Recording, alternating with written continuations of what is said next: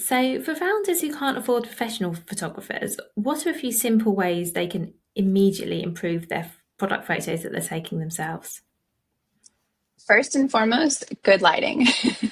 I'm going to harp on this every single time because, I mean, window light is free and it makes a world of difference to your product photos. And the next thing I'm going to say is the angle that you shoot from.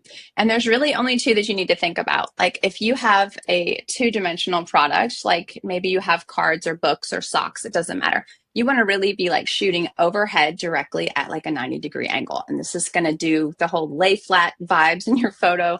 And if you have something that's three-dimensional, you just want to shoot at a 45-degree angle. You basically just want to be able to highlight that there's depth and dimension to your product. And the last thing you want is to take a three-dimensional product and shoot it straight overhead, and then it's like flattening your whole image. Like you're not going to be able to see it as well. So pick the angle that's going to best highlight all the features of your product that you really want to showcase. Amazing, thank you. And so, coming back to Sure. lighting, do you need to pay for like a light box, or is natural light through the windows is that good enough?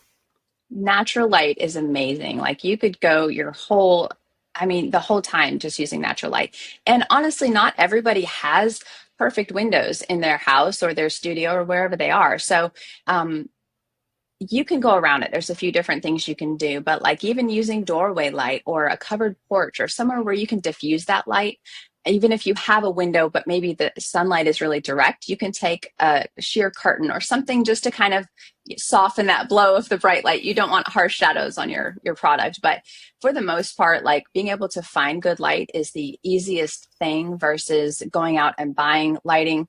And there are other ways to do that and inexpensive solutions, but for the most part, natural light can serve you most of the way.